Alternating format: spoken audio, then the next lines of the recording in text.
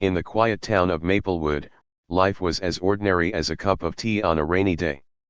The townsfolk went about their routines, unaware that beyond the stars, an extraordinary event was happening. A small, bright green spaceship hovered silently in the darkness of space, and inside it sat an alien girl named Zira. Zira was unlike anything on Earth. Her skin shimmered under the multicolored lights of her spaceship, and her large, bright eyes sparkled with curiosity. She had always wondered about the stories of Earth that her father told her. One day, she decided to visit this strange planet herself and see if the tales were true. As Zira piloted her ship down through the layers of clouds, she was both excited and nervous. She had never been to a planet full of humans before. The spaceship landed quietly in a secluded field just outside town. Zira opened the hatch of her ship, her heart racing as she stepped onto the soft, green grass. Suddenly, she heard voices nearby. Zira quickly hid behind a big rock and peeked out. Two children, a boy named Sam and a girl named Mia, were playing tag. They laughed and ran, their joy echoing through the field. Zira watched, her mouth agape. Was this what Earth's happiness looked like? The kids noticed the spaceship's strange glow and stopped their game. Sam squinted his eyes. "Did you see that?" he asked Mia, pointing toward the shimmering light. Mia nodded but looked unsure. "Let's go check it out," she said, pulling Sam along. Zira felt a mix of fear and excitement. What would they think of her? Would they be scared? She stepped out cautiously, her heart pounding like a drum. As she appeared, Sam and Mia froze in shock. "Who are you?" Sam blurted out, his eyes wide. Zira smiled nervously and replied, "I am Zira. I come from another planet." Mia gasped. "An alien? Wow! This is amazing!" she exclaimed, taking a step closer. "But, is this even possible?" Sam asked, still in disbelief. Zira nodded. "Yes, I traveled far across the stars to see your world." Mia's face lit up with excitement. "Can you show us your spaceship?" she asked. "Of course." Zira grinned. She led the kids to her ship. As they entered, their eyes widened in wonder. The walls glowed with vibrant colors, and strange devices hummed softly. Zira loved watching their faces light up. "What does this do?" Mia pointed at a shiny, circular gadget. "That is the star tracker. It helps me find my way through space," Zira explained. The children were captivated. Zira felt happier than she had ever been. She realized she wanted to share more of her world with them. "Let's take a quick ride," Zira suggested. "I can show you the sky from my ship." "Really? That would be awesome," Sam shouted, jumping up and down. Zira pressed a button, and the spaceship began to hum. The kids strapped themselves in as the ship lifted off the ground. They soared higher and higher, leaving the town behind. The view was beautiful. Trees became tiny green dots, and the houses looked like little toys. "Wow! Look at the clouds!" Mia screamed with delight. "Look! We're above the moon." Sam pointed. Zira laughed joyfully. The more they explored, the more comfortable she felt with them. But then, the spaceship's lights began to flicker. "Uh-oh," Zira said, her excitement turning to worry. "There's a problem with the engines." "What do we do?" Sam asked, panic rising in his voice. "Stay calm. I have to fix it," Zira said hurriedly. She took control of the ship's systems, her fingers moving swiftly over the buttons and screens. The ship began to shake, and the kids held on tightly. Suddenly, a loud bang echoed through the craft. The ship started to spin uncontrollably. "Zira, we're going to crash," Mia shouted. "No. I can do this." Zira focused all her energy. She remembered the lessons her father had taught her about space travel. If she could just recalibrate the engines.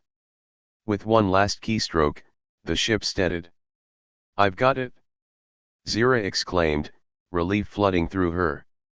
They were safe again, hovering in the clouds. "You did it!" Sam cheered, and Mia clapped her hands. Zira smiled, but her heart raced. It was amazing to share this adventure with new friends, but she knew she couldn't stay on Earth forever. "I have to go back soon," she said softly, looking at both of them. "Why?" Mia asked, her eyes full of understanding. "Because my home is far away, and I must take care of my family," Zira replied. "Can't we meet again?" Sam asked, sounding a bit sad. Zira thought for a moment and then said, "I can't promise that, but if you look up at the stars at night, think of me. I will always be watching from afar." Mia nodded, tears brimming in her eyes. "I'll never forget you." With a heavy heart, Zira set a course back to her landing spot. The kids hugged her tightly, and Zira felt their warmth and kindness fill her with hope. As they landed softly in the field, Zira knew her time was running out. "Thank you for sharing your world with me," she said. "Thank you for visiting us," Sam replied. Zira stepped back into her ship, and as she closed the door, she looked out one last time. The kids waved goodbye, their small figures growing distant. She pressed a button and the ship began to rise, taking her back to the stars. As Zira disappeared into the night sky, Sam and Mia stood together, gazing at the stars. They knew they had made a friend from another world. And somewhere out there, Zira was watching, her heart filled with the memories of their incredible adventure. Was it possible? Yes, it was possible to cross the vastness of space and make a true friend. And that friendship would always light their hearts, no matter how far apart they were. The alien girl watched in shock. Was this even possible? Xylo, with her iridescent purple skin and 3 delicate fingers on each hand, stared wide-eyed at the scene before her. She'd crash-landed her tiny ship, the Whisperwind, on a planet strikingly similar to her own, but different. The air smelled of pine and damp earth, a scent completely foreign to her. This planet, she'd learned from intercepted transmissions, was called Earth. Humans inhabited it. And right now, a group of them were playing a game. A game that involved a small, furry ball and sticks. Xylo had studied humans for years. Their history, their culture, their bizarre fascination with, well, everything. But nothing in her extensive database prepared her for this. The humans, 3 boys and a girl, were laughing, their sounds a strange mix of high and low tones, completely unlike the melodic clicks and whistles of her people. The girl, with her long, flowing brown hair, seemed particularly enthusiastic. She chased after the furry ball with remarkable speed, her movements fluid and precise. Xylo's translator, a tiny device implanted in her ear, struggled to interpret their language. She managed to pick up fragments: goal, pass, amazing. These words, seemingly simple, created a puzzle in her mind. What did they mean? What was the significance of this furry ball? Curiosity gnawed at her. She knew she should remain hidden, blend into the shadows of the towering oak tree she'd landed near. Her mission was to survey, gather information, and return to her home planet. But this game held a strange fascination. Suddenly, the girl stumbled, falling to the grass. The furry ball rolled away. A small gasp escaped her lips. Xylo's heart pounded in her chest. Should she intervene? Her programming dictated observation, not intervention. But the girl's distress tugged at something within Xylo, something she couldn't quite understand. The other boys rushed to her side, their voices filled with concern. Xylo watched as they helped the girl up, their faces etched with worry. This unexpected display of empathy surprised her. She'd always thought humans were a self-centered species, consumed by their own desires. This interaction, however small, challenged that notion. Gathering her courage, Xylo took a tentative step forward. A twig snapped under her foot, a tiny sound in the vast expanse of the park. All four humans froze, their eyes darting around, searching for the source of the noise. Xylo held her breath. Would they see her? Would they be scared? Her skin tingled with a mixture of fear and anticipation. The girl, who seemed to be the leader, pointed towards the tree where Xylo was hiding. Her voice, though muffled by the translator, conveyed a clear message. What's that?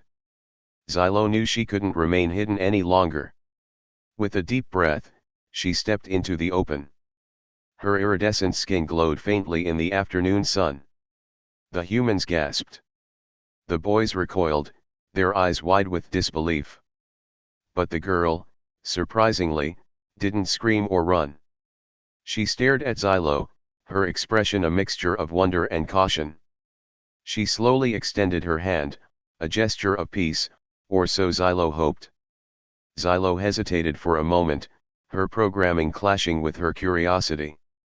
Then, slowly, mirroring the girl's movement, she extended her three-fingered hand. Their fingers touched. The girl's touch was surprisingly warm, soft. It felt human.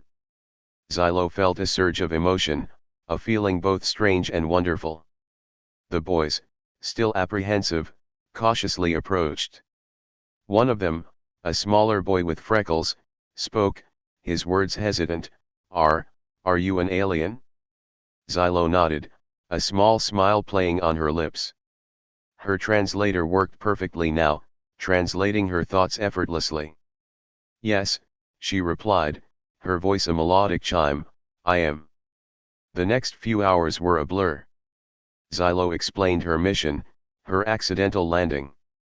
She showed them the Whisperwind, a marvel of alien engineering, much to their astonishment. They, in turn, explained their game, its rules, and its complexities. The furry ball, she learned, was called a soccer ball. The game was called soccer. As the sun began to set, painting the sky in hues of orange and purple, Xylo felt a pang of sadness. She had to leave. Her mission was far from over. But she left Earth with a newfound understanding of humans, a species far more complex and fascinating than her databanks had suggested. They were not just self-centered beings obsessed with technology and war, as her people believed. They possessed a capacity for empathy, for kindness, for wonder.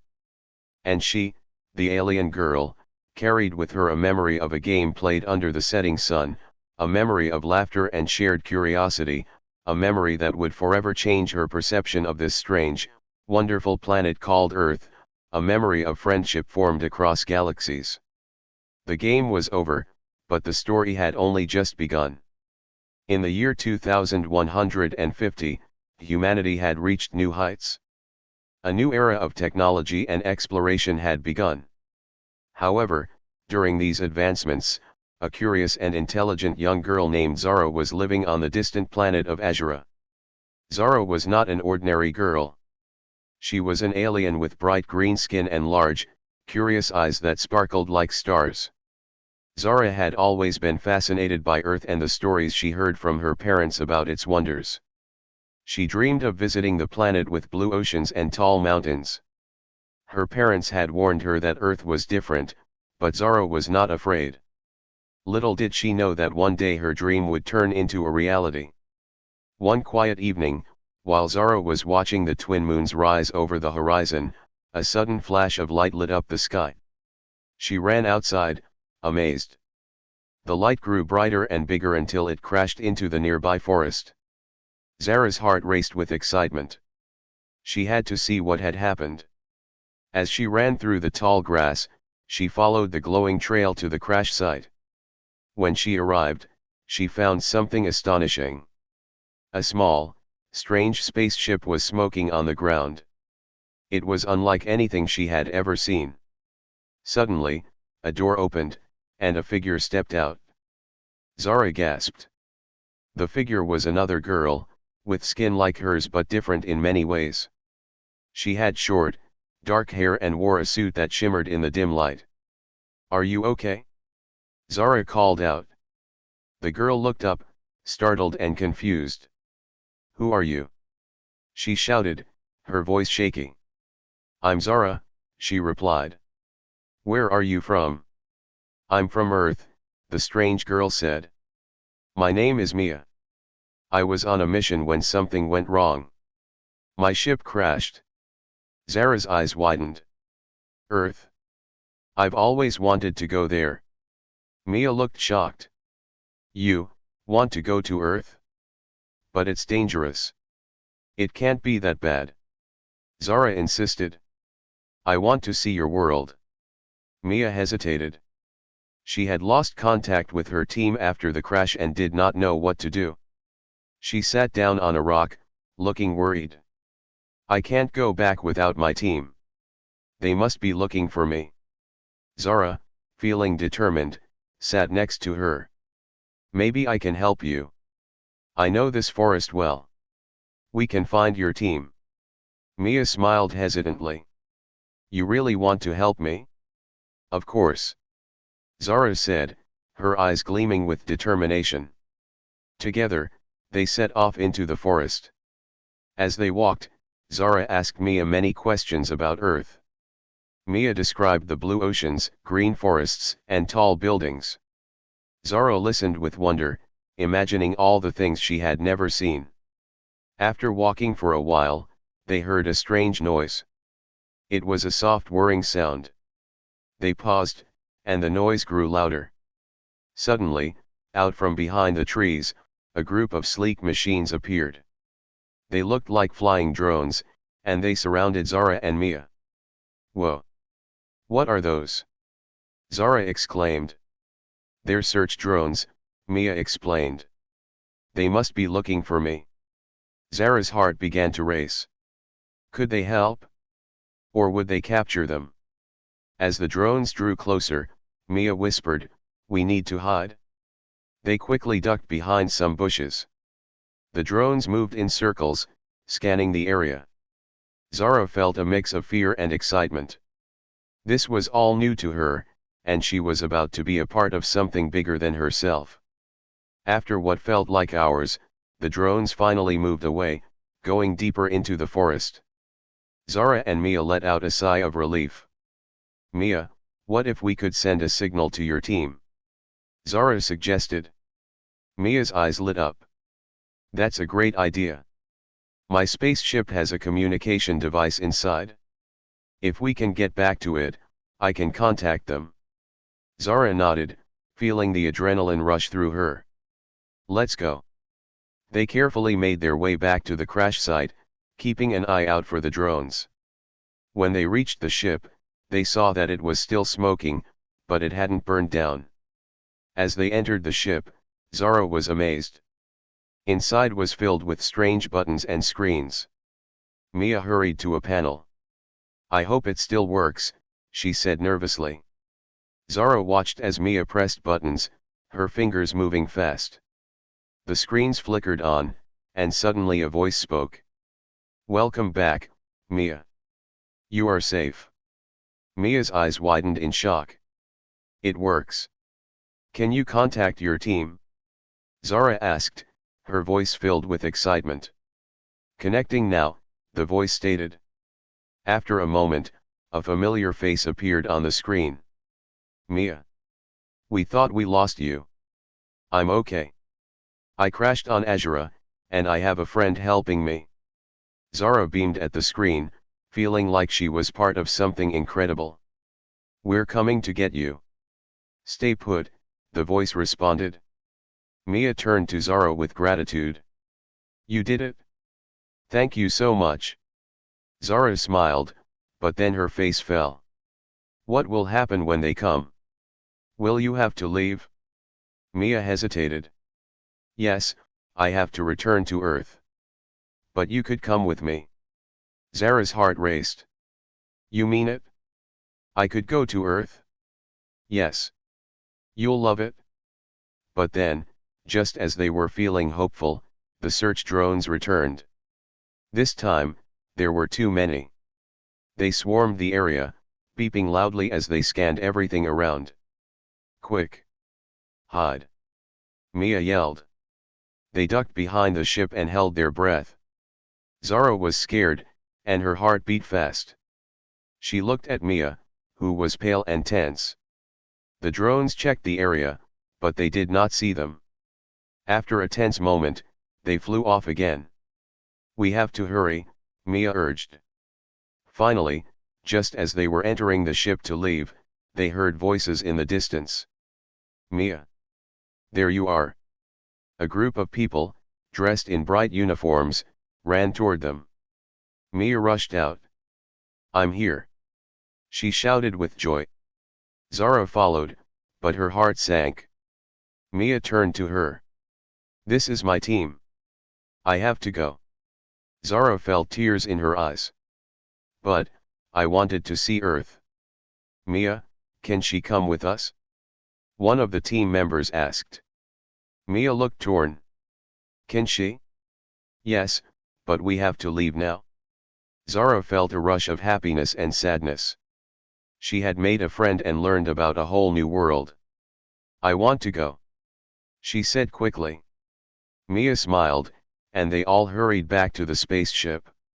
As the ship lifted off, Zara looked at her home planet below. She felt a mix of excitement and sadness. What lay ahead was unknown, but Zara was ready to explore.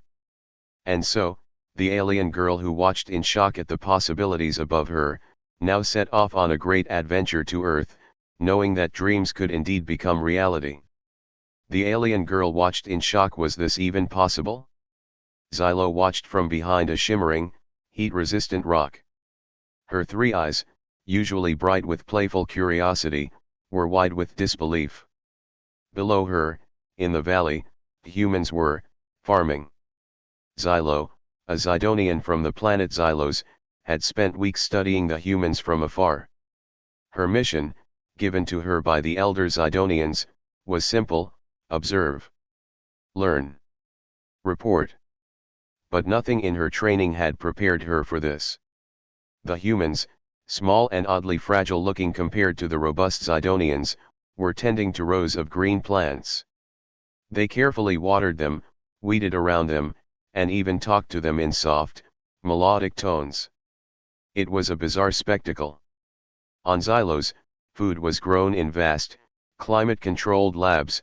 The process was precise, efficient, and utterly devoid of sentiment. Xylo's translator, a tiny device nestled in her ear, hummed softly as it processed the humans' chatter. She learned they were calling the plants corn, and they were anticipating a harvest. The word harvest triggered something within her. It sounded hopeful. On Xylos, hope was a luxury, survival was a constant struggle against harsh conditions. Suddenly, a figure detached itself from the group of farmers. He was older, his skin deeply lined, his hair the color of dried leaves. He carried a long, curved tool, and he moved with a slow, deliberate grace. Xylo focused her central eye, the one responsible for long-range vision, on him. As he worked, he hummed a low tune. His movements were fluid, almost hypnotic. Xylo found herself mesmerized. She had expected brutality, aggression, the kind of cutthroat competition she knew from her own planet. Instead, she saw something else entirely: peace. He paused, wiping sweat from his brow with the back of his hand. Then, he looked up, directly at Xylo's hiding place. Xylo froze. Had he seen her? His eyes, cloudy with age and wisdom, held a strange serenity. He didn't seem startled, nor alarmed. Instead, he simply smiled. A chill ran down Xylo's spine. This was unprecedented. No human had ever spotted her before. Their technology was far inferior to Zidonian sensors. How had he done it? Just then, another figure emerged from the shadows. This one was younger, vibrant, with hair like spun gold. She approached the older man, placing a hand gently on his arm. They spoke for a few moments, their words translated in Xylo's ear as a gentle exchange of concern and affection. Intrigued, Xylo shifted her position, revealing herself slightly. The older man didn't flinch. The young woman gasped, but it wasn't a scream of terror. It was a gasp of wonder. The young woman, whose name the translator identified as Sarah, pointed at Xylo. "Grandpa, look." The old man, whose name was Thomas, adjusted his glasses, squinting. He took a hesitant step towards Xylo, his face etched with a curious mixture of fear and fascination. Are you real?" Thomas asked, his voice raspy but kind. Xylo hesitated, then, using her translator, responded, "I am real. I am Xylo, from Xylos." Sarah gasped again, this time with pure awe. "An alien? A real alien?" Thomas, though initially shocked, remained calm. He looked at Xylo with gentle eyes. He didn't point weapons or raise an alarm. He didn't try to capture her. Instead, he offered her a piece of the corn they were harvesting. Xylo stared at the offering. On Xylos, such an act would be unthinkable. Sharing food was a risk, a vulnerability. Yet, here, this old human was offering her a gift, a gesture of peace. She cautiously took the corn cob, her three eyes darting between Thomas and Sarah, a storm of conflicting emotions brewing within her. This was nothing like the reports she'd read about humans. These were kind, compassionate. "Thank you," Xylo said, her voice soft. The translator flawlessly conveyed the emotion, the gratitude. It felt strange, this vulnerability, this openness. But it was pleasant. Thomas and Sarah smiled. They didn't rush her, didn't pressure her. They simply waited, watching her with a patient kindness that surprised and moved Xylo deeply. She had come to observe, to report. But she left with something far more valuable, hope. Hope that perhaps, not all life in the universe was a relentless struggle for survival. Perhaps, somewhere, among the stars, there was room for kindness, for peace, for even friendship. The shock had faded, replaced by a hesitant curiosity, and a dawning sense of wonder. This was possible. This was real. In the small town of Willow Creek, people went about their daily lives, completely unaware of the unusual happenings just beyond the stars. On a bright, sunny day, a young girl named Mia stared up at the sky. Mia was different from others.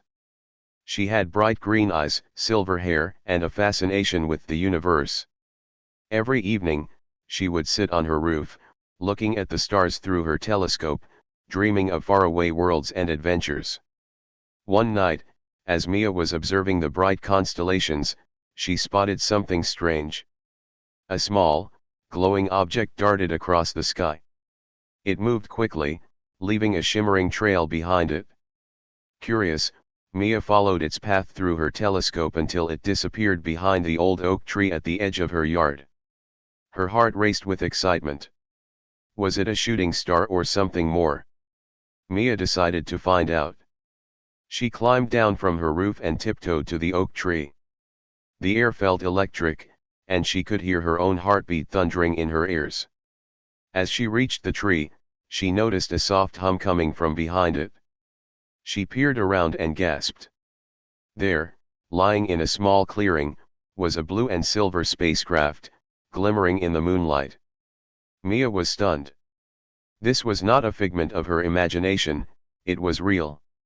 Slowly, she stepped closer, her heart pounding. The spaceship's door opened with a soft hiss. Out emerged a figure unlike anyone she had ever seen. The girl who stepped out was not from her world. She had skin that shimmered like stardust and eyes as deep and mysterious as the universe. "Mia," the girl said in a voice that was both musical and soothing. "I am Zilla from the planet Lyra. I come in peace." Mia blinked in disbelief. You're an alien!" she exclaimed, her voice a mix of excitement and disbelief. "This is incredible." "Yes," Zilla replied, her eyes shining with kindness. "I have traveled many light years to learn about Earth and its people. I didn't expect to find someone like you." Mia felt a warm flutter in her chest at Zilla's words. "What do you want to learn?" she asked, her curiosity piquing. Zilla looked around, seemingly taking in the surroundings. "I want to understand the heart of Earth. I've heard great things about its beauty, its challenges, and most importantly, its people. Can you show me?" Without hesitation, Mia nodded. "Yes. Let me show you my world." Mia and Zilla spent the next few days exploring Willow Creek. Mia introduced Zilla to her friends, Alex and Lily. The trio was initially hesitant about Zilla's strange appearance, but Mia quickly explained who she was. With Mia's encouragement, they welcomed Zilla with open hearts. They took Zilla to the park, where she saw children playing, dogs running, and families laughing. She watched in awe as the humans shared their joys and sorrows. The kindness and laughter amazed her. "Your world has so much happiness," Zilla said, smiling brightly. But as they traveled and explored, Zilla also learned about Earth's struggles. The friends visited places affected by pollution, met people who were sad, and saw how some didn't treat the planet well. Zilla listened intently, her heart heavy with the weight of their stories. One afternoon, as the sun began to set, Zilla turned to Mia. "Your world is beautiful and yet so complex. I feel a mix of admiration and sadness. Why do people hurt each other or damage their home?" Mia sighed. "Sometimes people get lost in their own problems. They forget to care for others or for the earth. But I believe there is love and hope in everyone. It just needs to be found." Zilla pondered Mia's words. "I want to share the kindness I see here with my people. We Lyrians live in harmony and have forgotten what it means to feel deep emotions. Can I take something back to teach my world about love?" Mia thought for a moment. "If you want to share kindness, maybe you can take stories. Stories of joy and hope." With a smile, Zilla nodded. Over the next few days, they shared stories of moments that changed their lives, laughter that echoed in their hearts, and dreams that kept them going. Zilla listened carefully, her heart swelling with every tale.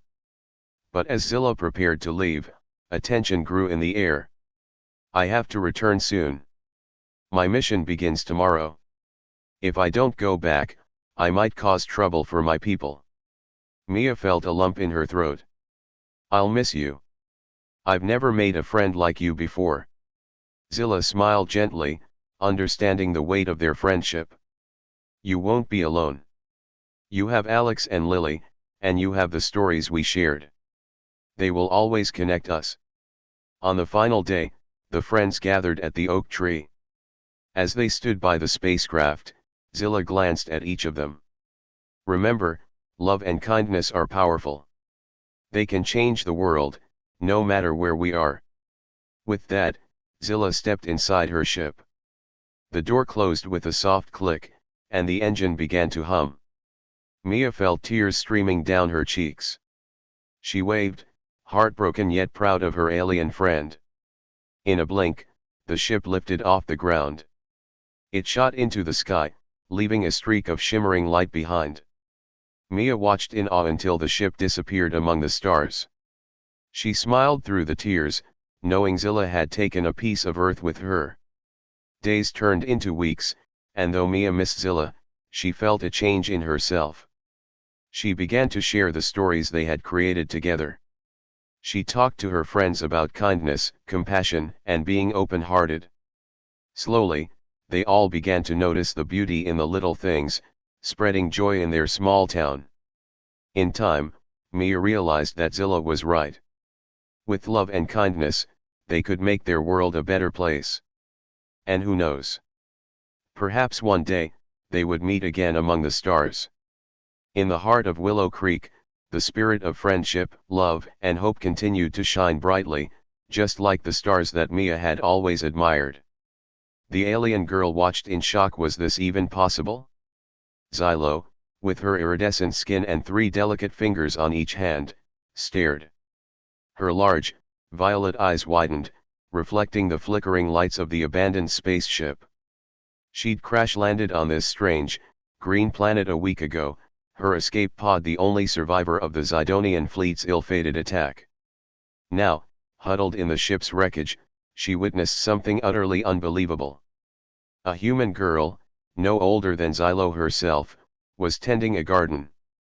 Not just any garden, but a garden bursting with colors Xylo had only seen in ancient Zidonian hollows, vibrant blues, shimmering golds, plants that hummed with a faint energy. The human girl, with her sun-kissed skin and long, brown hair, wore simple clothes, her face etched with a gentle concentration as she carefully pruned a glowing, blue flower. Xylo, who had spent her life learning about human history from dusty data chips, knew this shouldn't be possible. Humans were supposed to be primitive, locked in endless wars and struggling with basic technology. This garden, this vibrant life, defied everything she'd ever learned. Cautiously, Xylo crept closer. She hid behind a jagged piece of the ship's hull, her 3-fingered hand gripping a small energy pistol. Fear warred with curiosity. The human girl, oblivious to her presence, continued her work, humming a low tune. After what felt like hours, the girl looked up, her gaze sweeping over the surrounding area. Her eyes met Xylo's. Instead of screaming or running, she smiled. A slow, hesitant smile, but a smile nonetheless. Xylo froze. She'd expected aggression, hostility. Instead, she received acceptance. The girl cautiously approached, her hand outstretched. "Hello," the girl said, her voice soft and clear. Her words were in a language Xylo didn't understand, but the tone was welcoming. Xylo, using her universal translator, understood the message. The girl introduced herself as Illyra. She lived in a small village nearby, far from the sprawling cities Xylo had seen in human historical records. Illyra explained that this area was untouched by the wars and pollution that plagued the rest of the planet. It was a secret sanctuary, a hidden haven where nature flourished. As the days turned into weeks, Xylo learned more about Illyra and her life. Illyra, with her inherent kindness and gentle curiosity, eased Xylo's fear and loneliness. Xylo learned about human culture, their love for music and stories, their capacity for both great cruelty and boundless compassion. Illyra, in turn, was fascinated by Xylo and her world. She learned about Zidonia, about the advanced technology and the interstellar wars that had torn the galaxy apart. She listened with wide-eyed wonder to Xylo's stories of dazzling cities and powerful weapons, tales that seemed like science fiction to her. One day, while exploring the garden, Xylo stumbled upon a hidden cave. Inside, she found ancient artifacts, glowing crystals, and strange symbols etched into the rock walls. Illyra recognized the symbols. They were the same symbols found on ancient human relics, symbols hinting at a forgotten past, a time when humans and another civilization had coexisted. The symbols spoke of a forgotten alliance, a collaboration between humans and a now extinct alien race that had shared knowledge and technology. The garden, it turned out, was a testament to that lost alliance, a preserved legacy of peace and cooperation. It explained the advanced plants, the vibrant colors, the harmony between nature and technology. The revelation shocked Xylo to her core. Her understanding of human history was completely shattered. The humans weren't primitive, they were capable of great things, capable of creating wonders she had only dreamt of. Their discovery attracted unwanted attention. A group of soldiers, part of a human faction that sought to control the planet's resources, discovered their hidden haven. They came looking for the ancient artifacts, intending to exploit their power. Xylo and Illyra, together with a small group of villagers, prepared to defend their home. Xylo, using her knowledge of Zidonian technology and Illyra's understanding of the terrain, devised a strategy to repel the invaders. They used their combined knowledge and skills to create a defense system, combining advanced Zidonian technology with the villagers' deep understanding of the land. The battle was fierce. But the villagers, armed with Illyra's ingenuity and Xylo's technology, fought bravely. They were outnumbered, but they fought with the combined strength of their friendship and the hope for a better future. In the end, the invaders were defeated. The garden, the symbol of their shared past, was saved. Xylo, once an alien girl lost and afraid, found a home. She had not only survived a crash landing, she had found a family, a purpose, and a renewed faith in humanity. The shock of discovering the truth had given way to hope, a hope for a future where humans and aliens could coexist, a future that began in a secret garden on a forgotten planet. And Xylo, the alien girl, was a part of that future.